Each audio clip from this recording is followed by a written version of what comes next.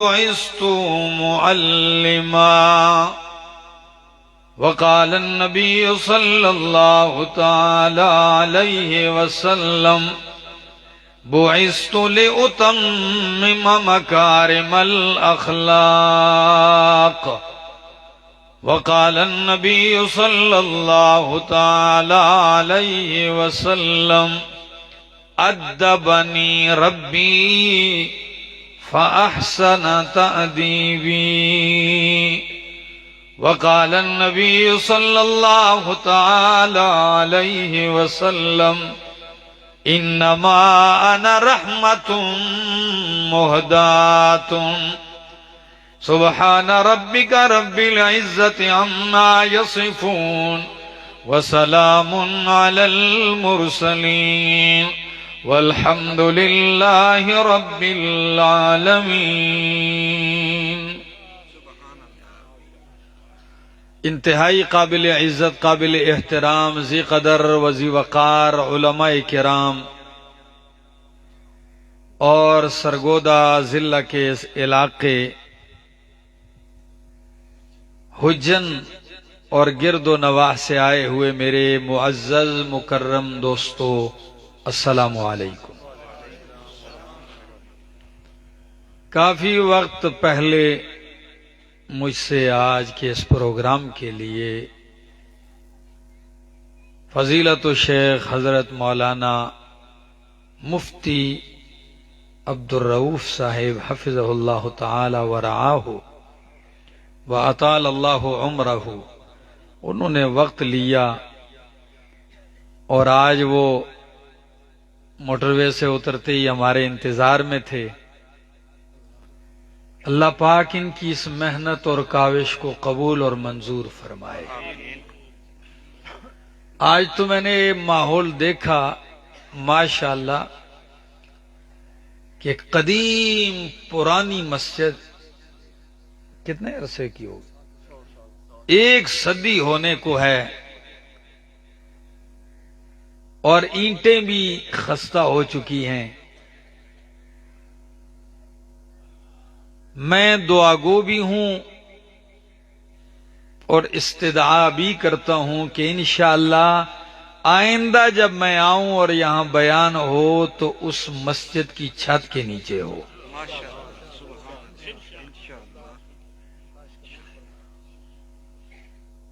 ہمارے پاس اور کیا ہے،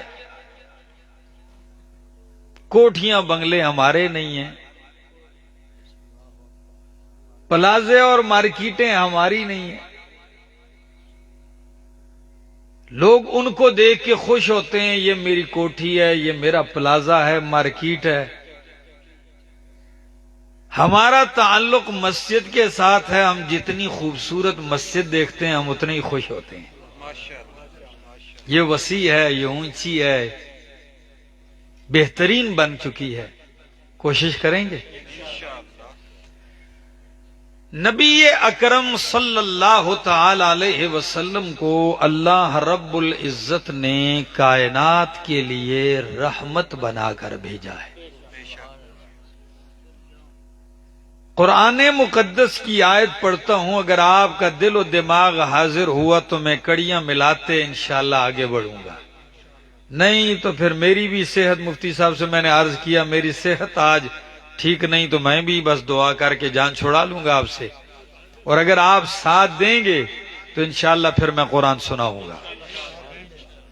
قرآن مقدس فرماتا ہے وَمَا أَرْسَلْنَاكَ إِلَّا رَحْمَةً لِّلْعَالَمِينَ۔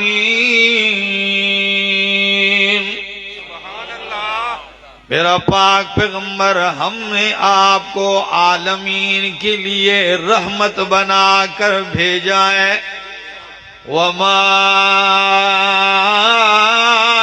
أَرْسَلْنَاكَ إِلَّا رَحْمَةً لِّلْعَالَمِينَ۔ علماء بیٹھی ہیں، رحمتاً نکرہ ہے اور نفی کے سیاق میں ہے، تحت النفی واقع ہے، اور نکرہ جب تحت نفی واقع ہو اس میں عموم ہوتا ہے تو معنی کیجئے وما ارسلناک الا رحمتا للعالمین، میرا پاک پیغمبر ہم نے آپ کو عالمین کے لیے عام رحمت بنا کر بھیجا ہے۔ آپ عالمین کے لیے عام رحمت بن کے آئے ہیں، تو جہاں عموم ہے خصوص کس کے لیے؟ فرمایا ہاں آپ کی رحمت کی دو جہتیں ہیں، آپ کو عالمین کے لیے عام رحمت بنایا مگر مومنین کے لیے خاص رحمت بنایا۔ اللہ لقد جاءکم رسول من انفسکم عزیز علیہ ما عنتم حریص علیکم بالمؤمنین رؤوف الرحیم۔ تو آپ کی عمومی رحمت کیا ہے؟ آپ کو اللہ نے عام رحمت بنا کر بھیجا ہے۔ اس عمومی رحمت میں یقین کیجئے حیوانات کے لیے بھی آپ رحمت ہیں۔ کس کے لیے؟ آپ کہیں گے وہ کیسے؟ یعنی آپ کی تعلیمات میں ادنا طالب العلم ہوں، میرے مطالعے کے مطابق 44 احادیث میرے پاک پیغمبر کی صرف حیوانات کے حقوق کے بارے میں ہے۔ تو رحمت ہوئے حیوانات کے لیے کہ نہیں؟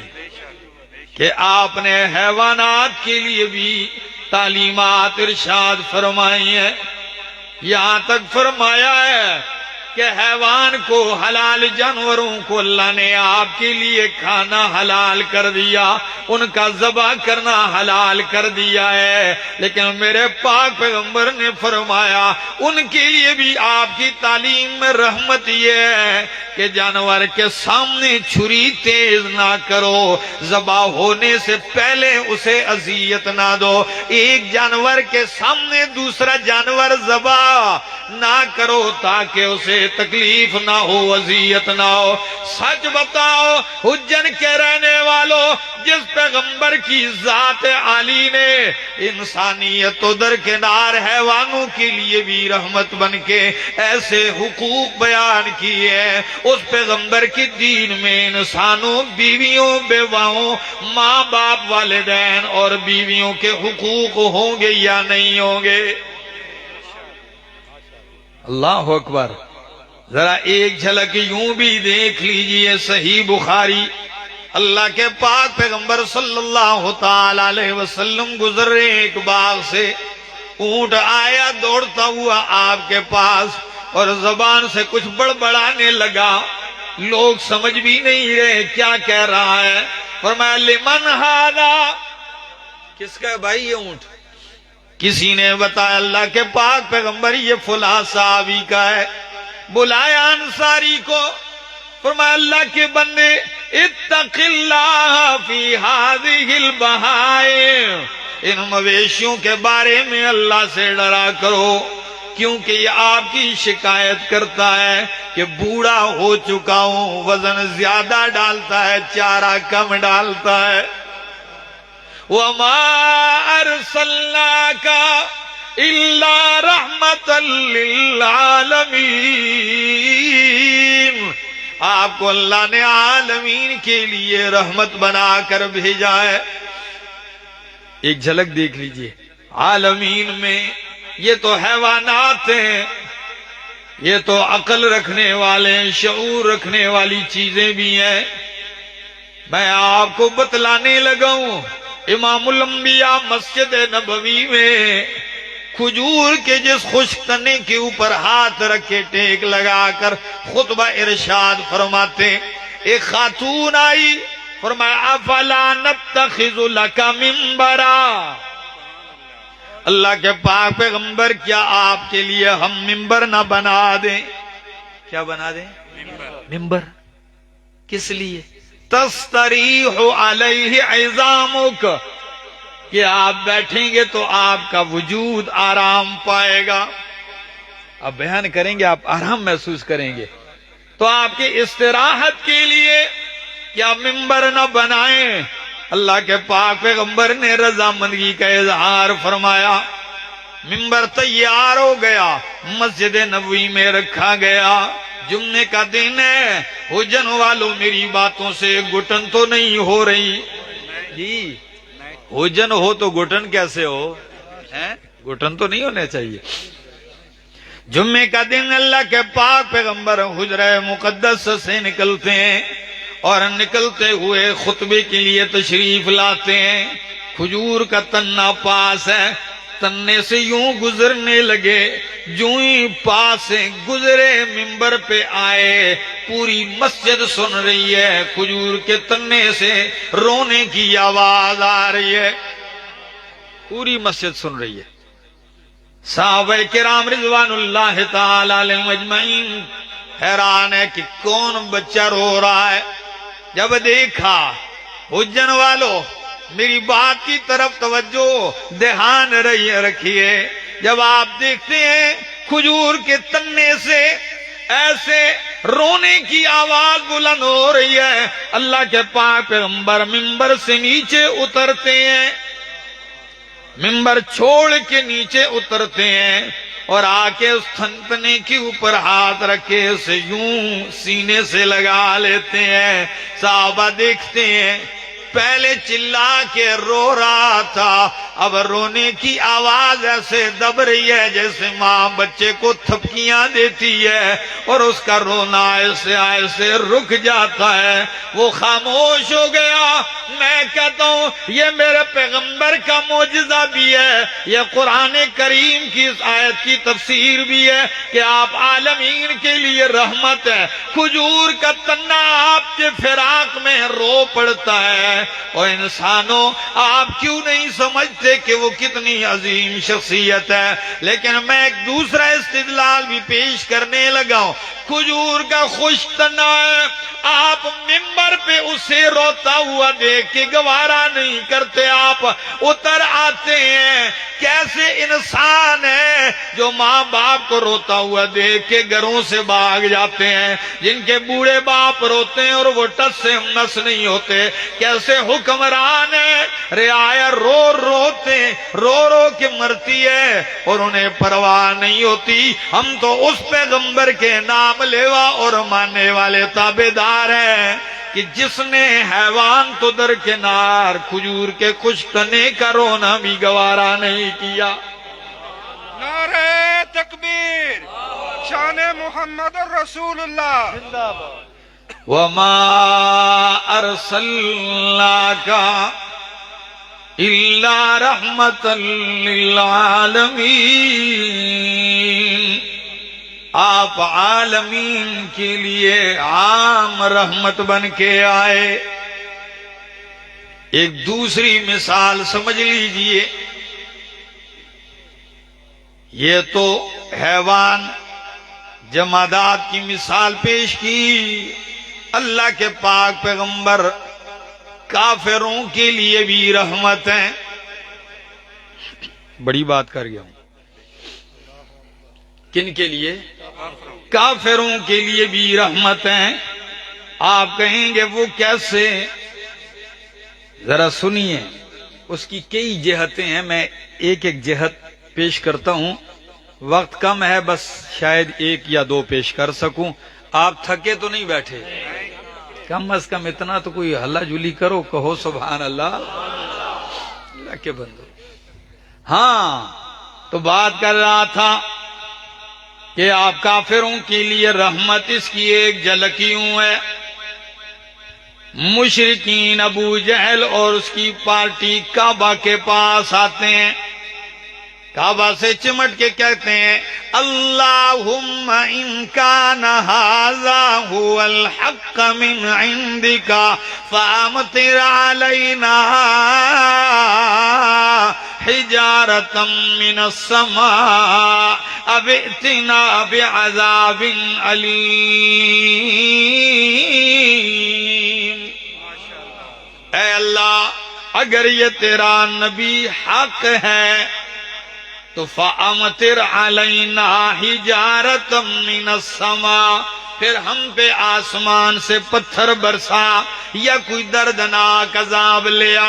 کتنے بولے ہیں، کتنے سادے اور بے وقوف اور احمق ہیں، یہ نہیں کہتے اللہ اگر تیرا نبی حق ہے تو ہمیں ماننے کی توفیق دے دے، بلکہ ظالم یہاں تک بڑھ کے کہتے ہیں اللہ تیرا نبی حق ہے تو عذاب لیا، پتھر برسا دے۔ حجن والو آپ سے پوچھتا ہوں نبی حق ہے کہ نہیں؟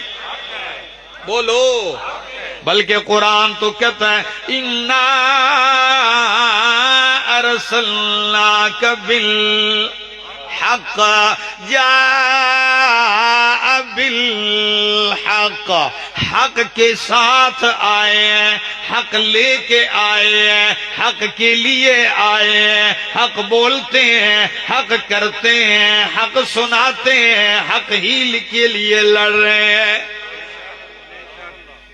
تو پھر سچ بتاؤ جب وہ کہتے ہیں کہ اگر نبی حق ہے تو پتھر برسا، پتھر برسنے چاہیے تھے کہ نہیں؟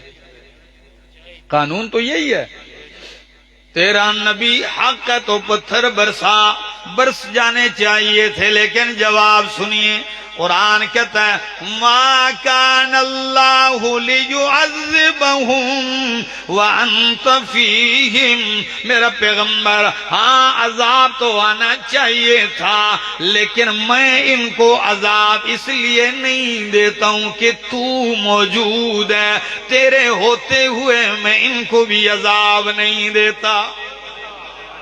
انت فیہم، مکے میں آپ کیا ہیں؟ موجود ہیں۔ اگر عذاب آ جائے تو کہیں گے آپ کی وجہ سے نحوست ہے، آپ کی نحوست سے عذاب آیا، تو میں نے آپ کو رحمت بنایا، زحمت نہیں بنایا۔ اللہ اکبر۔ ایک صورت یہ، اور علامہ ابن قیم رحمہ اللہ یہی آیت لکھ کے ایک عجیب سی تفسیر کرتے ہیں۔ وہ فرماتے ہیں لوگو جب پیغمبر کا وجود مقدس ایک کافر مشرک کے لیے دنیا میں مانے عذاب ہو سکتا ہے کہ نہیں؟ دنیا میں مانے عذاب بنا، تو جس کے دل میں پیغمبر پر ایمان ہو اور بدن پہ تابعداری ہو تو سچ بتاؤ اس کے لیے عذاب سے مانے ہوگا کہ نہیں؟ اللہ ما ارسلناک الا رحمتا للعالمین۔ اور دوسری جہت یہ آپ جو دین لے کے آئے، آپ جو اسلام لے کے آئے، آپ جو تعلیمات لے کے آئے ہیں میرا پاک پیغمبر، وہ کافروں کے لیے بھی رحمت ہے۔ کیسے کہ جب دین نافذ ہوتا ہے، اسلام نافذ ہوتا ہے، تو جس طرح مسلمانوں کا جان مال محفوظ ہوتا ہے اس طرح اسلامی مملکت میں کافر اور مشرک کی جان مال بھی کیا ہوتی ہے؟ محفوظ ہوتی ہے۔ ایسا ہے کہ نہیں؟ غیر مسلم اقلیت جس کو کہتے ہیں، سارے حقوق بیان ہیں ان کے۔ تو وما ارسلناک الا رحمت للعالمین، حقیقت یہ ہے اس کا تو ہم احاطہ بھی نہیں کر سکتے۔ آپ کی زبان مقدس سے نکلنے والا ہر جملہ رحمت ہے، ہر مضمون رحمت ہے، ہر بیان رحمت ہے، آپ کا وجود رحمت ہے، آپ کی سنتیں رحمت ہیں، آپ کا دین رحمت ہے، آپ جو قرآن سناتے ہیں وہ قرآن رحمت ہے، آپ کی ہر ادا نری رحمتی رحمت ہے۔ یہ ایک انداز ہوا کہ آپ عام رحمت ہیں، خاص رحمت کی بھی ایک جھلک دیکھ لیجئے۔ سورۃ توبہ آخری آیات فرمایا لَقَدْ جَاءَكُمْ رَسُولٌ مِّنْ أَنفُسِكُمْ، البتہ تحقیق آ چکے تمہارے پاس شان والے رسول، عظمت والے رسول، من انفسکم، تمہاری ہی جن سے، نوریوں میں سے نہیں آئے، ناریوں میں سے نہیں آئے، من انفسکم تمہاری ہی جن سے آئے ہیں۔ اور شان اور کمال اور صفات کیا ہیں؟ فرمایا عزیز علیہ ما عنتم، عزیز علیہ ما عنتم، اتنے مہربان، اتنی محبت ہے کہ بہت گراں گزرتی ہے میرے پیغمبر پر وہ چیز، وہ باتیں جو تمہیں مشقت میں ڈال دے۔ کبھی غور کیا ہے ہماری حالت کیا ہے؟ کوئی تکلیف میں ہو سانوں کی ہیں، ہاں ہمیں کیا بھائی، یہ تو اس پہ تکلیف آ رہی ہے، وہ غرق ہو رہا ہے تو ہونے دو۔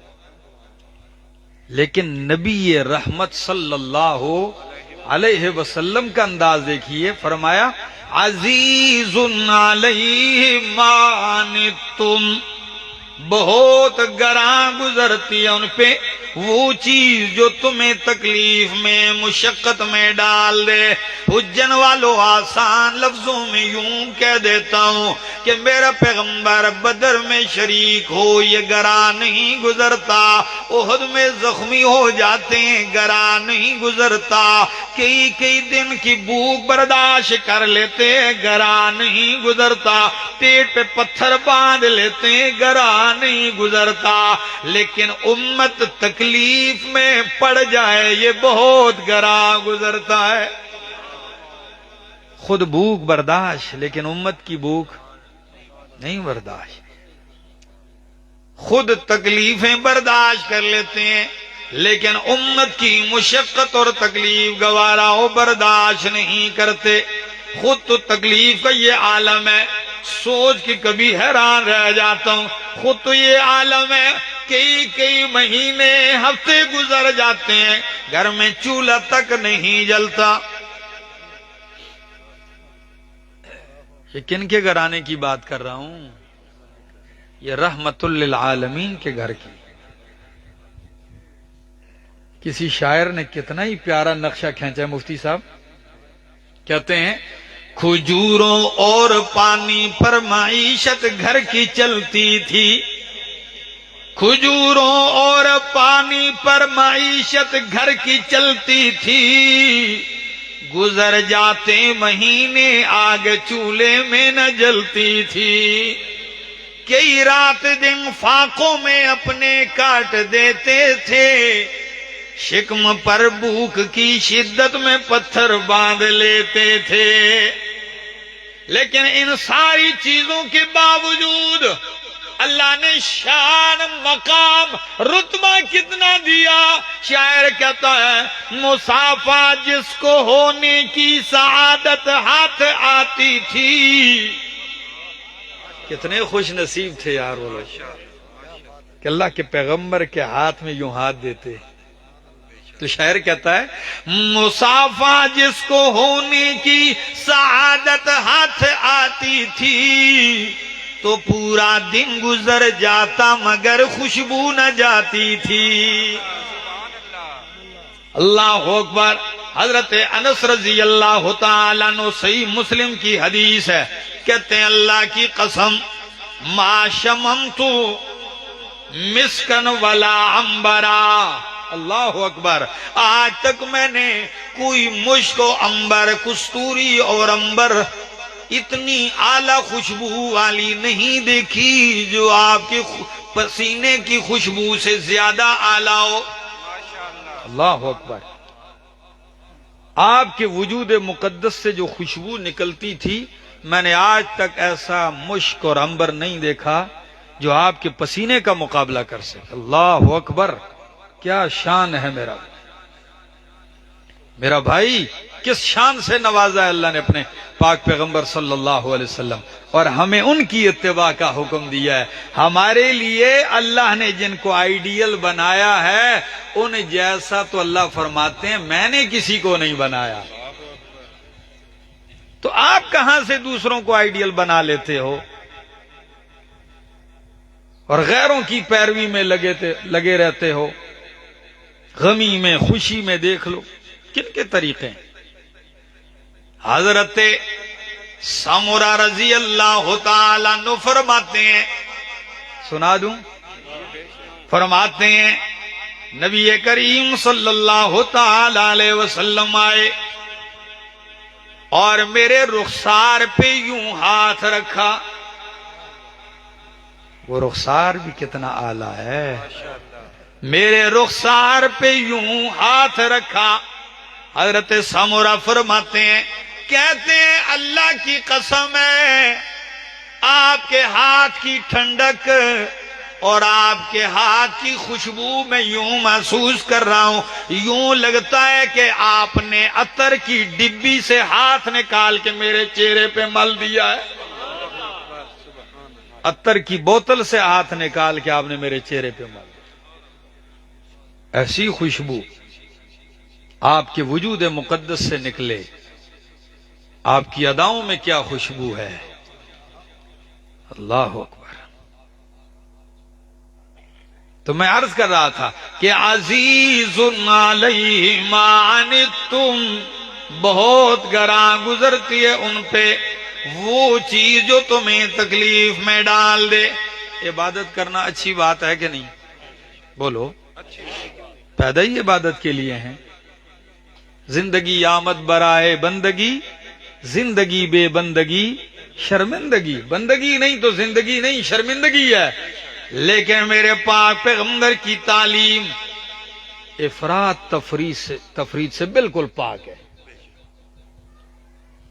فرماتے ہیں صحابہ، پہلی رات رمضان میں تراویح پڑھی، بڑا مزہ آیا۔ دوسری رات اور لطف آیا، تیسری رات اور مزہ آیا، چوتھی رات انتظار کرتے رہے، سید الانبیاء نہیں تشریف لائے۔ انتظار یہاں تک خطرہ لگا رات ہی ساری گزر جائے گی۔ چلے گئے صحابہ کرام، صبح کے اجالے میں پوچھ اللہ کے پاک پیغمبر، 3 راتیں تشریف لائے، آپ کی اقتداء میں نماز پڑھی، چوتھی رات کیوں نہیں تشریف لائے؟ فرمایا چوتھی رات اس لیے نہیں لایا تشریف کہ مجھے خطرہ لگ گیا کہ تراویح تم پہ فرض نہ ہو جائے۔ کیا نہ ہو جائے؟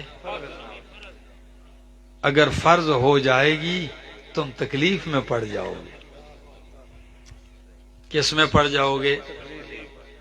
عزیز علیہ ما عنتم حریص علیکم، تمہاری بلائی، تمہاری خیر، تمہاری ہدایت، تمہاری کامیابی، تمہاری کامرانی کی حرص لیے پھرتے ہیں کہ تمہیں خیر پہنچے، اسی کی حرص میرے پاک پیغمبر کو معراج کی رات اللہ کے پاک پیغمبر زمین سے آسمانوں تک سدرۃ المنتہا، آگے جہاں رب جانتا ہے آپ پہنچے۔ قرآن کہتا ہے سبحان الذی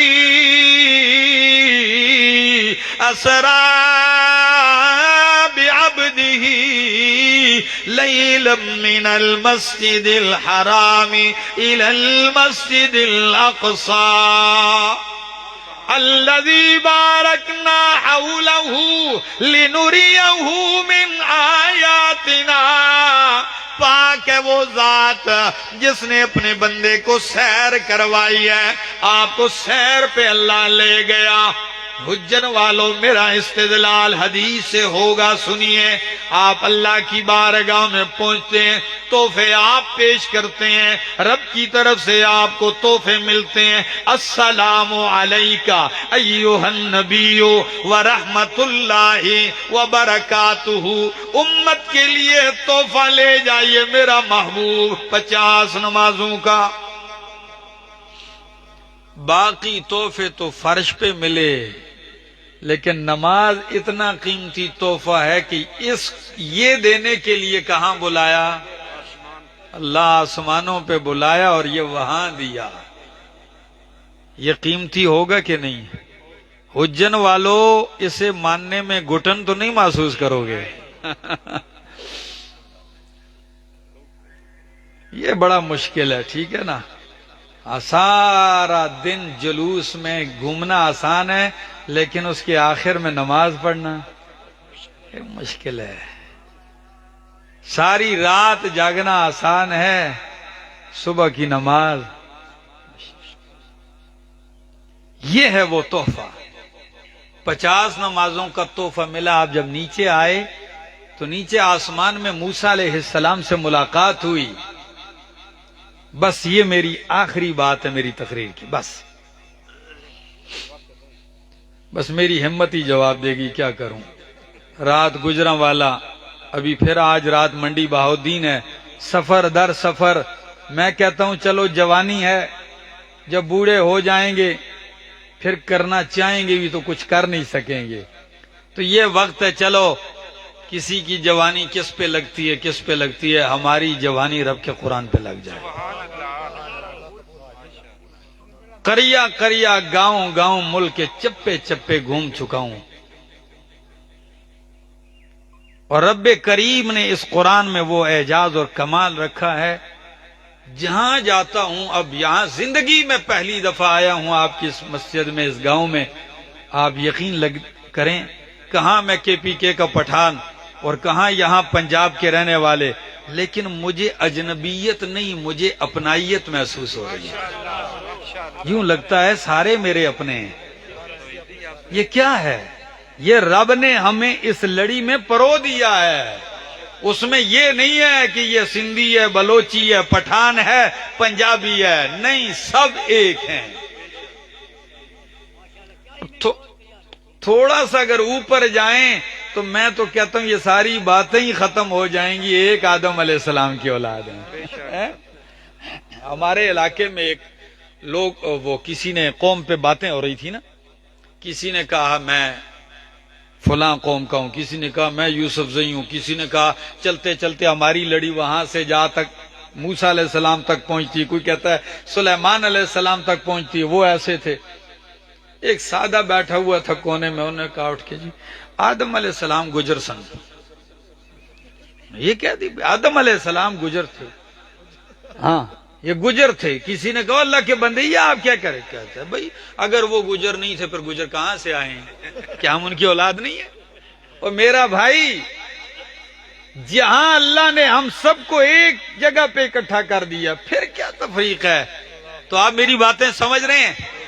معراج کی رات، اور خاص کر جوانوں آپ کو بھی کہتا ہوں، آپ اس انتظار میں نہ رہیں کہ جوانی تو میری عیاشی پہ لگے پھر بڑھاپا میں دین کو دے دوں گا، جوانی تو میرے نشو تماشوں پہ لگ جائے پھر بڑھاپا مسجد کو دے دوں گا۔ نا نا نا، در جوانی توبہ کردن شیوائے پیغمبری، در جوانی توبہ کردن شیوائے پیغمبری، وقت پیری گرگ ظالم میں شود پرہیزگار۔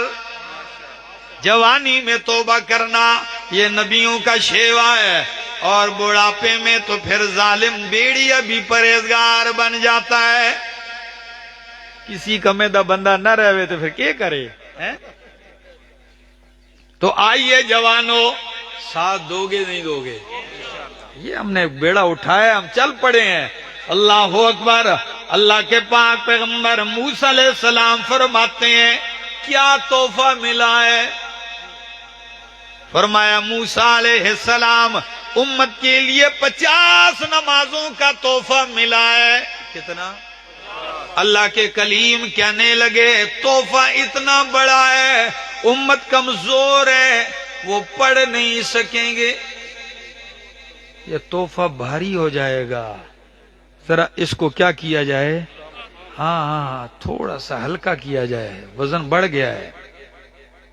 نبی علیہ السلام پھر جاتے ہیں، التجا کرتے ہیں، اللہ امت کمزور ہے، کم کیجئے، عزیز علیہما عنتم حریص علیکم بالمؤمنین رؤوف الرحیم۔